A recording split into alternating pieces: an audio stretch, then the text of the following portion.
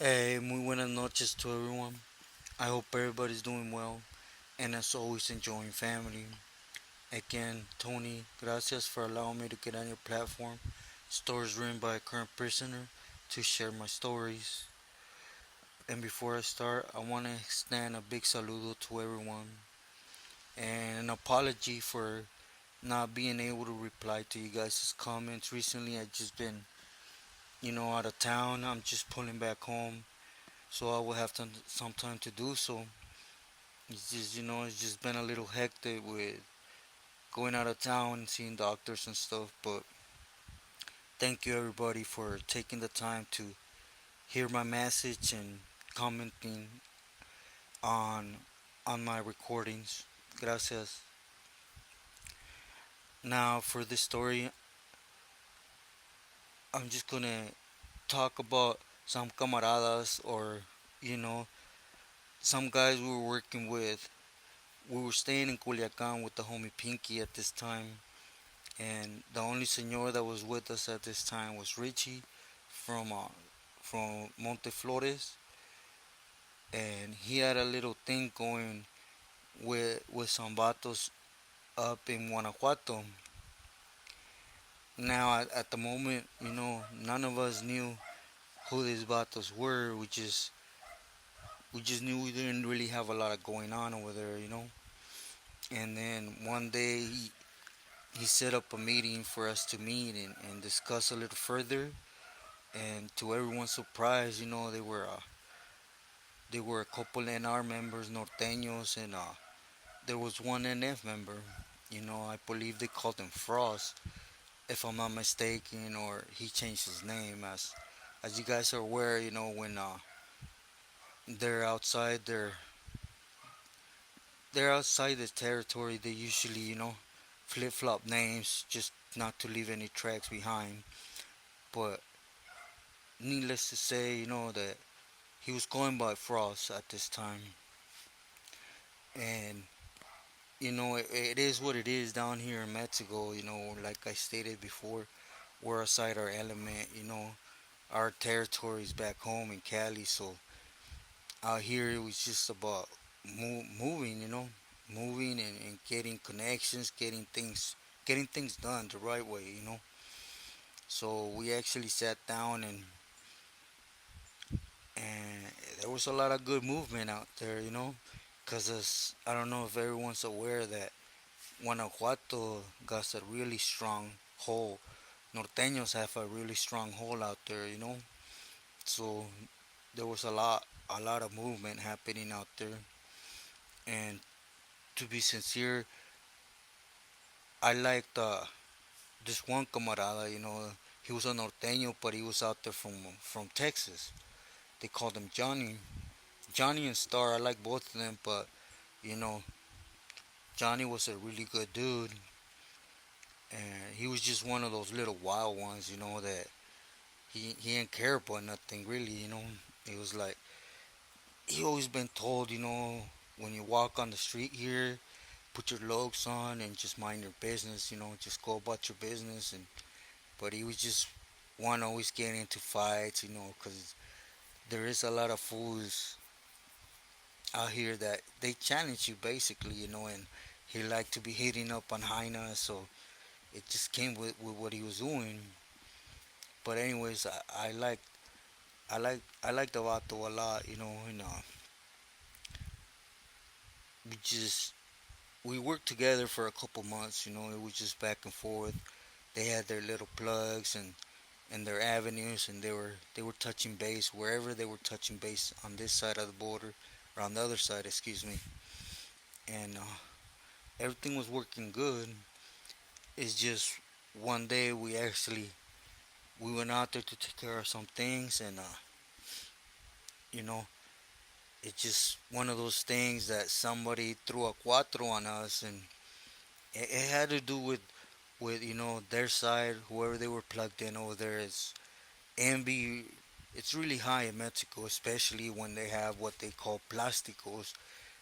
Doing moves over here. They get jealous and they start doing what they do down here, which is either backstab you or tell on you. So the police removes you from the streets. So, anyways, we're out there and we ended up catching something that, in all reality, we weren't even involved. It had to do with the norteños from Guanajuato that did some BS on the streets, and it bounced back and it bounced back while we were there. So we ended up getting picked up, all of us, and the Mexican treatment when it came to us, it don't really matter where you grew up in the states, as long as they know you come from that side. They're gonna receive you with what's a butt whooping, a good one too, and right away they either want money, or if they think you're in any way, shape, or form doing any types of moves, they want you to start giving up connections, and when we don't do that, they basically just go to town on you.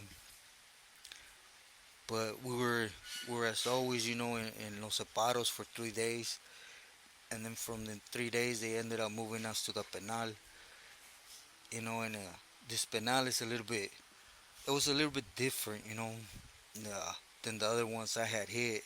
For example, I've never gone further than Barandilla, So here we passed Barandilla. They took us to a place called Área Menor.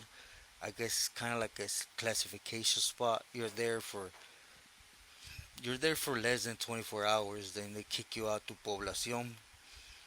And once you hit Poblacion, it was like, wow, it was nothing like anywhere else. It was just to say the least, it was different. They had restaurants where they did wood shops. They had everything you could think of, in this place.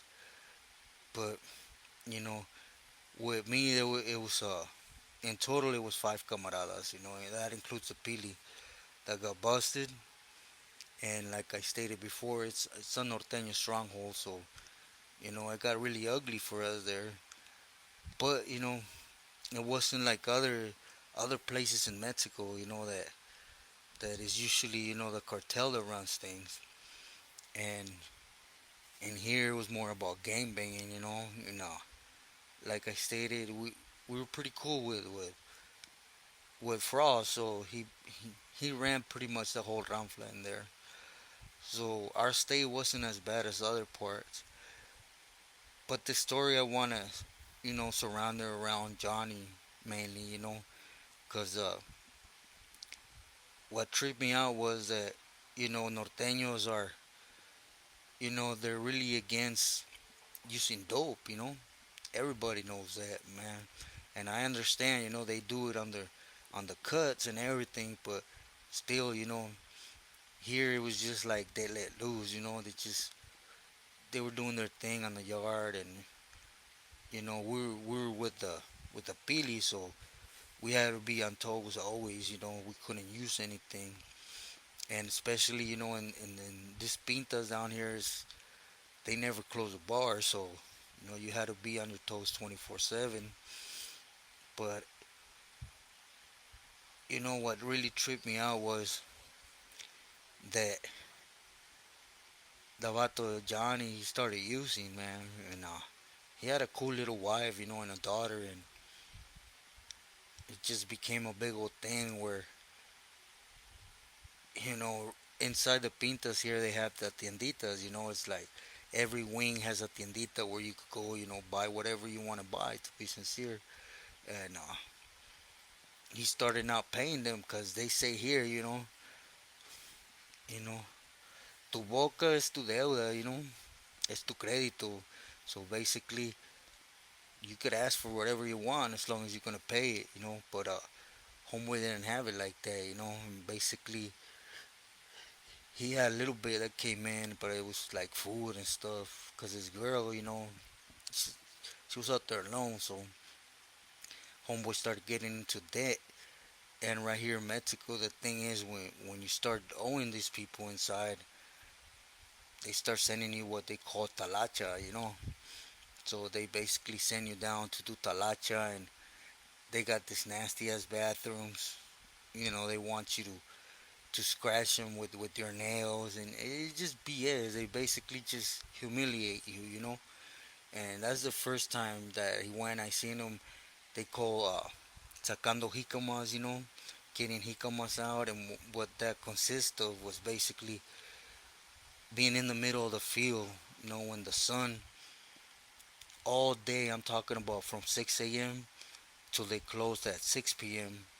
You're out there in the field with your bare hands digging out rocks, and basically when you pay that off, the second one is the famoso guarachazos. They take you down and they give you a guarachazo for every 50 cents you're owed. So I constantly was seeing homeboy, that he was always into something. But one day I guess that he went out there to Talacha, and I don't know, he got into with some cat they called Diego that was part of the the organization that was running inside of there, at least a drug area.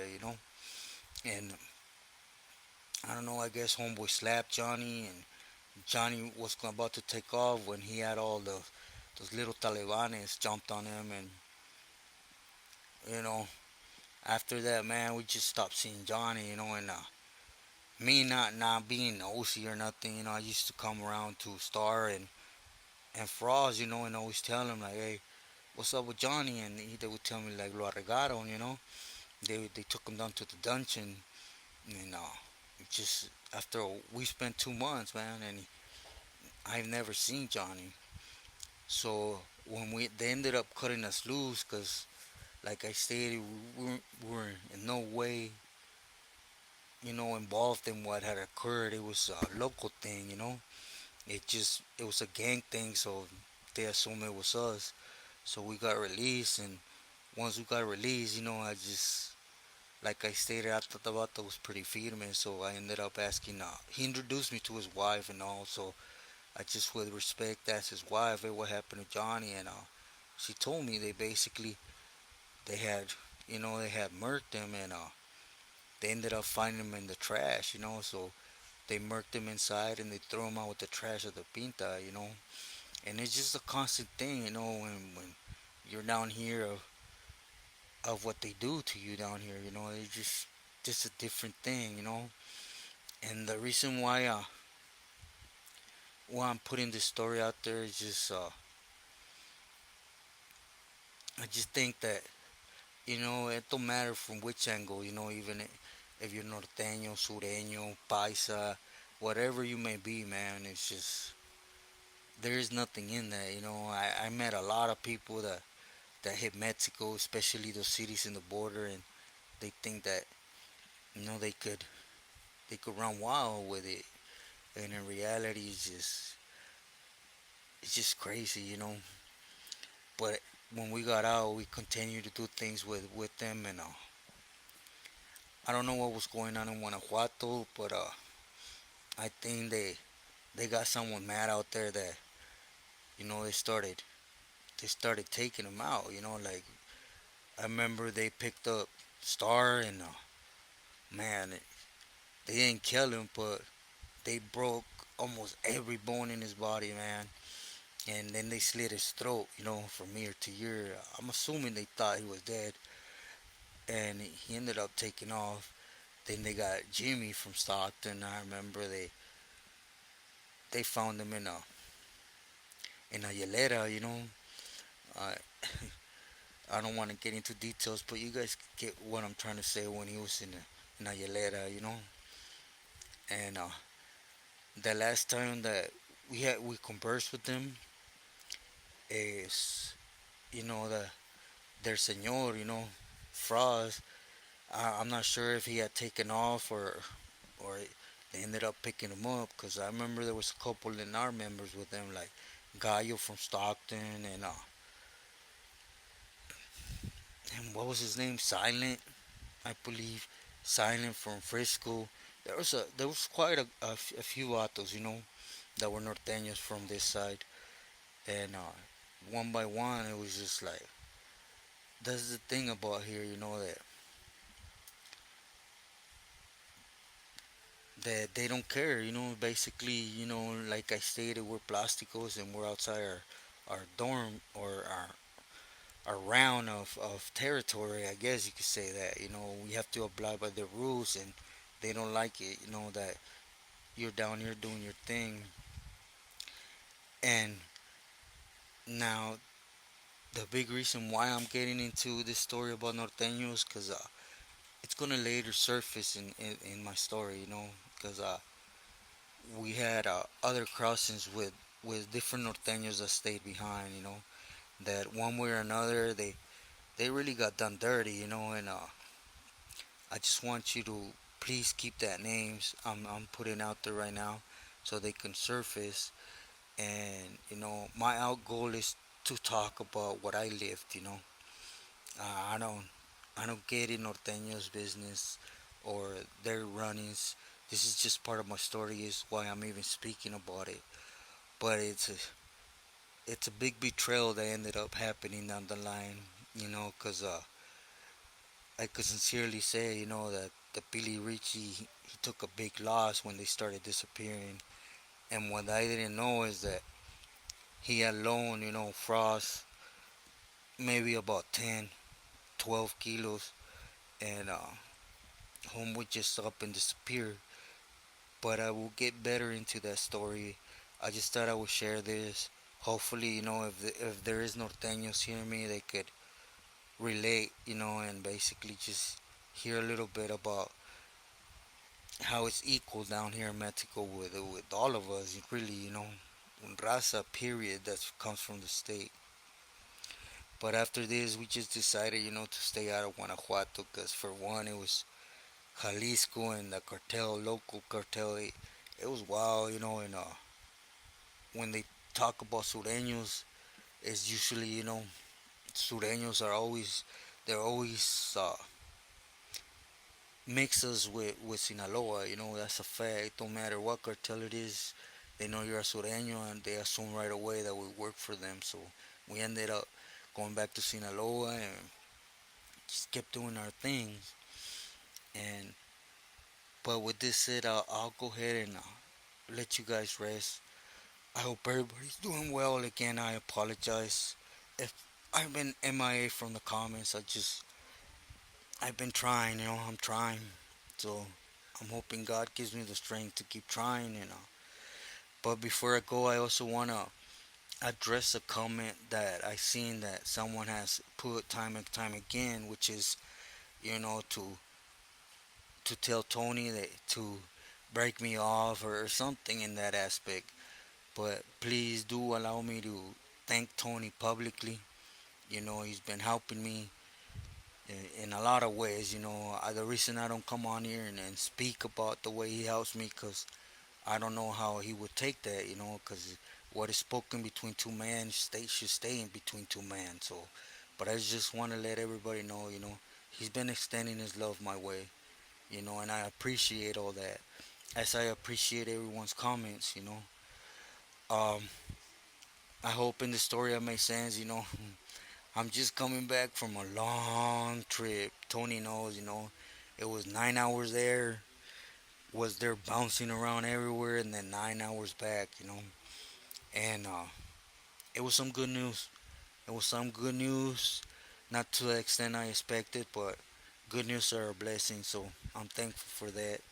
Again, this story is in hopes, if there's norteños hearing, there's young norteños hearing, they're able to see, that even NR and F members, they're quick to break the rules, and you will later hear how they're quick to throw norteños under the bus too. It's in something that I guess we're equal as raza. We might be different just to those that don't really know the inner works, but at the end of the day, we're puppets to those organizations, and it ain't worth it. But again, I send my love to everyone. I hope everybody's blessed, and as always, stay true to yourself and loyal to your loved ones. Gracias y buenas noches.